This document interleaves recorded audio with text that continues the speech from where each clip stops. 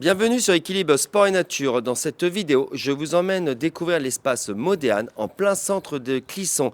C'est un espace d'hygiène globale. Nous allons y découvrir avec Anne de l'aquagym, de l'aquabike et une salle où on va y découvrir la dolichopraxie. Mais là, je ne vous en dis pas plus, il va falloir regarder la vidéo pour le découvrir.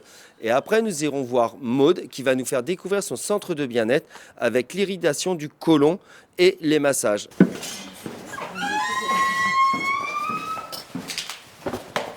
Bonjour Anne, bonjour Maude. Enchantée. Enchanté, je viens découvrir l'espace Modéane. Donc Maude et Anne, tout Voilà, simplement. c'est Anne, donc tu vas me faire découvrir quelle partie en fait au toutes centre? les pratiques sportives qui se trouvent au sein du centre. Ouais. Donc des pratiques en salle et des pratiques en piscine. D'accord, et Maude? S'occupe de l'espace bien-être avec différentes approches, massage bien-être, des conseils en hygiène alimentaire et aussi une pratique d'hygiène intestinale au travers de l'irrigation du côlon. Eh ben, on va découvrir tout ça. Très bien. Eh ben, je commence avec Anne. C'est parti. On y va.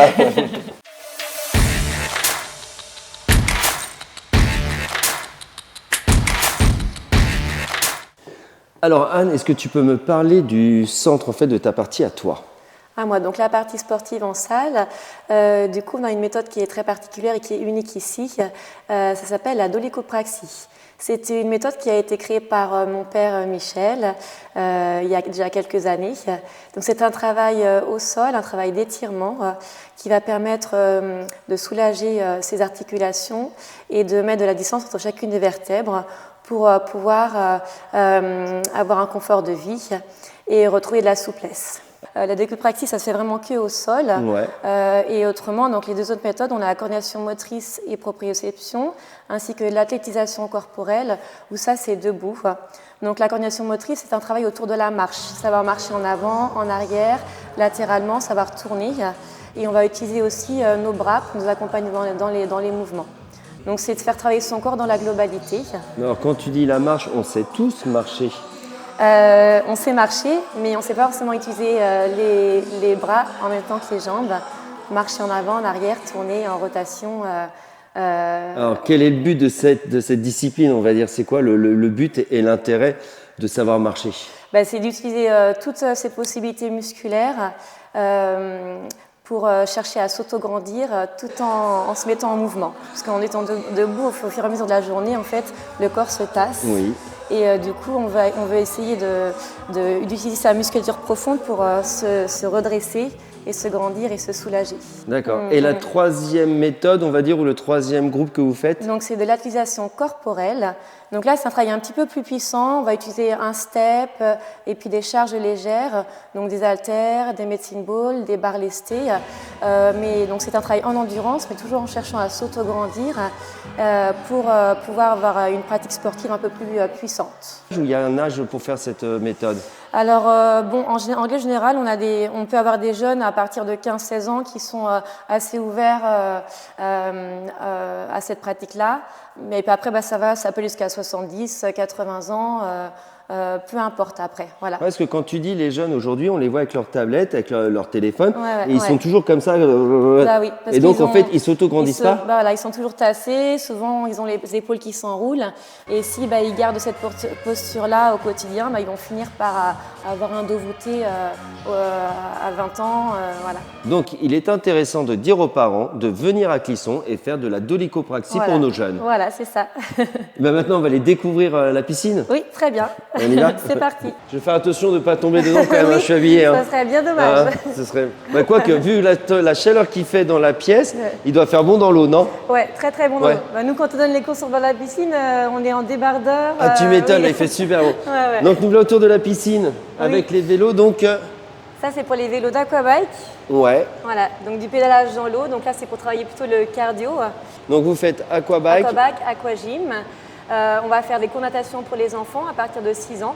Donc ça va de la familiarisation à l'apprentissage au perfectionnement. Ouais. On fait des cours particuliers en natation adulte. Et après, on fait aussi de l'aquaphobie pour des gens qui ont des appréhensions avec l'eau. Ça aussi, c'est en cours particulier. Alors, comment se passe l'aquaphobie, justement? L'aquaphobie, en fait, le maître nageur, il est dans l'eau avec la personne. Ouais. Et ça peut être déjà réussir à marcher dans l'eau, parce qu'il y a des gens qui ont très peur de déjà descendre dans l'eau. Ensuite, on va commencer peut-être par mettre la bouche dans l'eau, faire des bulles avec la bouche, mettre le nez, faire des bulles avec le nez, mettre les oreilles dans l'eau, mettre les yeux dans l'eau.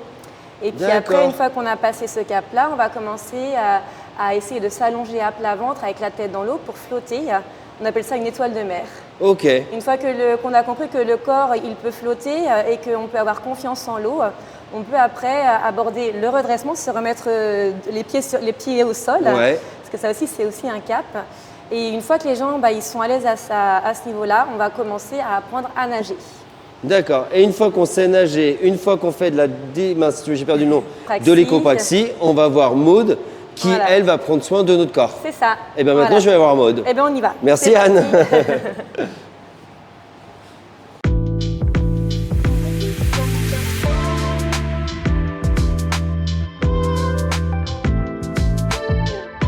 Donc maintenant que j'ai fait une bonne séance de sport, que j'ai fait de la dolichopraxie et que j'ai le corps tout en étirement, que je suis tout oxygéné, j'ai besoin de bien-être. Donc massage. Alors voilà, au sein de l'espace bien-être, je propose du massage manuel. Donc un massage qui peut être localisé sur certaines zones du corps, donc visage, tête, nuque par exemple, ou que le dos où j'inclus systématiquement la nuque et le crâne, ou massage des jambes vraiment dans une dynamique plus circulatoire, ou un massage des jambes plus dans une dynamique de récupération musculaire, après éventuellement un effort musculaire plus important. Massage du ventre également. Et puis autrement, je fais ce que j'appelle un massage intuitif, avec des durées de massage plus ou moins longues en fonction de ce que les gens veulent.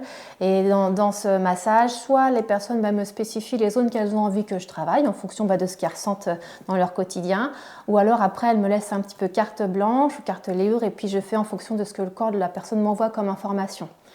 Donc il y a certaines zones où je vais sentir qu'il y a besoin de plus travailler, des zones plus tendues, des zones avec des différences de chaleur qui me donnent des indications.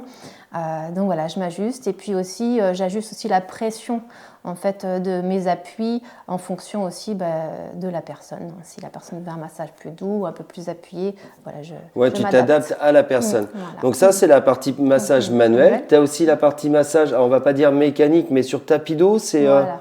En fait, je suis équipée aussi d'un appareil d'hydromassage où là, en fait, on est allongé comme sur un matelas qui contient de l'eau. Donc, on n'est pas en contact avec l'eau, donc on n'a pas besoin d'être en maillot de bain. D'accord. On est allongé sur la toile. Et sous la toile, on a une eau chaude à 35 degrés. Et on a des jets qui viennent masser en fait toute la chaîne postérieure des cervicales jusqu'au mollet. Donc ça, c'est intéressant pour les personnes qui peuvent avoir de la difficulté avec le toucher. Et puis qu'on n'a aussi pas envie de se mettre tout nu donc, ou en sous-vêtements, donc on peut rester habillé et avoir le confort du massage. Voilà, c'est ça. D'accord. Et tu as une autre spécificité qui est l'irrigation du côlon. Voilà. Alors ça, c'est quelque chose qui n'est pas forcément courant, non? Non, c'est peu développé. Alors moi, à la base, je suis diététicienne. Donc je donne des conseils aussi en hygiène alimentaire au sein de la structure. Mais l'alimentation est très liée aussi avec notre hygiène intestinale, ce qui m'a poussée en fait à m'intéresser à l'hygiène intestinale et à proposer maintenant des séances d'irrigation du côlon. Donc l'irrigation du côlon, c'est une méthode d'hygiène intime, bien sûr, parce qu'on touche à une partie du corps assez particulière, qui va permettre de détendre ou de stimuler le système nerveux intestinal. Et ça se fait par des bains internes avec de l'eau. D'accord. Donc l'eau va rentrer à tout petit débit, c'est une eau qui est tempérée et filtrée, et qui va permettre de réaliser ces bains où on vient remettre du mouvement dans ce qui peut être stagnant dans l'organe. Et après, l'eau l'emmène Donc pour que les gens comprennent bien, en fait, c'est donc les gens sont nus, allongés sur la table. Alors on est couvert, enfin on garde le haut, voilà, on enlève tout en bas, mais les gens en fait sont tout le temps couverts avec un drap de bain. Et là donc tu vas venir mettre un tuyau donc pour injecter de l'eau au niveau du gros intestin. Voilà, on vient positionner en fait une canule au niveau de l'anus et au travers de cette canule, on va instiller tout doucement de l'eau qui va rentrer vraiment à tout petit débit, c'est presque du goutte à goutte. D'accord. L'idée, c'est pas de venir agresser en fait le système, c'est d'hydrater en douceur pour justement amener la détente. Voilà. À partir du moment où on arrive à, on va dire, enclencher le système nerveux parasympathique qui amène au relâchement, l'intestin va aussi se détendre et pouvoir relâcher ce qui peut être en stagnation dans l'organe. Donc justement, ça concerne plutôt des gens qui pourraient ce qu'on appelle être constipés ou toute personne? Alors c'est une pratique qui est d'abord une mesure d'hygiène générale, donc qui devrait être pratiquée par tout un chacun en entretien. Comme on va chez le dentiste faire un détartrage 1 à 2 fois dans l'année, eh ben, on devrait régulièrement, 1 à 2 fois dans l'année aussi, venir libérer l'organe pour garder une bonne fluidité dans nos échanges. L'assimilation des nutriments, l'évacuation des éléments voilà, dans la lumière de l'intestin. Mais alors au niveau du microbiote, c'est pas, on dit qu'on a énormément de bactéries, que les intestins sont notre premier ou deuxième cerveau. Quand on fait un lavement, justement, on n'enlève pas notre microbiote, ça ne l'attaque pas du tout? Non, le microbiote, en fait, c'est des milliards de bactéries qui sont présentes en fait, dans notre intestin. C'est tout un univers en soi et l'ensemble de ces bactéries se renouvellent intégralement toutes les 24 à 48 heures. D'accord. Voilà. Au quotidien, dans notre vie au quotidien. Ce qui fait que déjà quand on va à la selle tous les jours, la moitié du poids de ce qu'on évacue dans nos selles, ce sont en fait des bactéries de la flore qui sont mortes et puis qui sont éliminées. Donc, quand on fait une irrigation du côlon, en fait, les bactéries qui vont être emmenées avec l'eau du bain, c'est des bactéries qui sont plutôt voilà, en fin de vie, en fin de cycle et qui vont être évacuées. Celles qui sont en pleine forme, elles restent en place. Donc, c'est plutôt une harmonisation qui se passe, un rééquilibrage. Et puis, comme après, de toute façon, le renouvellement continue, eh bien, voilà, la flore va continuer sa vie aussi de son Alors, côté. quand tu dis irrigation du côlon, est-ce que justement, une fois que notre côlon est nettoyé, on se sent souple ou allégé? Est-ce qu'on sent nos intestins qui bougent ou qui deviennent tout raplapla? Je ne sais pas comment on pourrait dire. Est-ce que non?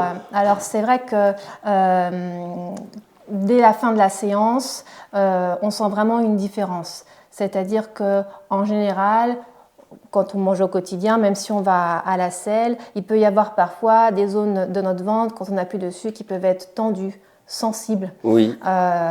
Ou le ventre qui est gonflé, parce qu'on peut avoir voilà, des gaz, etc., qui sont en stagnation. Le fait de libérer tout ça, ça va ramener de la souplesse au niveau du ventre. Donc on peut avoir un ventre qui voilà, est moins gonflé. Souvent la ceinture du pantalon, voilà, elle peut mieux fermer. On sent il est plus souple, beaucoup moins tendu et on le sent léger et libre. Mais on est bien d'accord, ce n'est pas de la perte de poids, c'est de l'irrigation du côlon. Voilà. C'est le bien-être du côlon. Du côlon, voilà. C'est pas une pratique qui va permettre la perte de poids. Voilà. Par contre, ça peut venir en soutien de quelqu'un qui est dans une phase de perte de poids. Voilà. D'accord, ok. C'est vrai que le fait de faire des réformes alimentaires, de faire des changements alimentaires qui vont permettre à la personne de perdre du poids et de travailler en même temps sur l'intestin, ça peut être vraiment un très bon soutien. Et là, c'est conseillé pour tout type de personnes, à partir de quel âge? Alors, c'est conseillé à partir de la majorité. D'accord. En deçà, la problématique qui se pose, c'est la mise en place de la canule, qui est quand même un corps étranger. Okay. Et donc, faut quand même que chez les enfants, c'est très délicat. Donc, il faut qu'il y ait au moins la personne qui est la majorité pour pouvoir bien comprendre ce qui est fait et puis être en accord avec la pratique, quoi. On est d'accord. Donc, si on recherche un espace de bien-être et de sport, on vient à Clisson. Et là, on a le package, en fait. On a le tout. Voilà, c'est vraiment un centre d'hygiène globale, à la fois sur des pratiques sportives et puis des pratiques plus d'hygiène à côté, détente, alimentation, hygiène intestinale. Voilà. Merci beaucoup, Maud. C'est gentil comme tout. Avec plaisir. Merci. Et moi, je vous dis à très bientôt pour de nouvelles découvertes avec Équilibre Sport et Nature.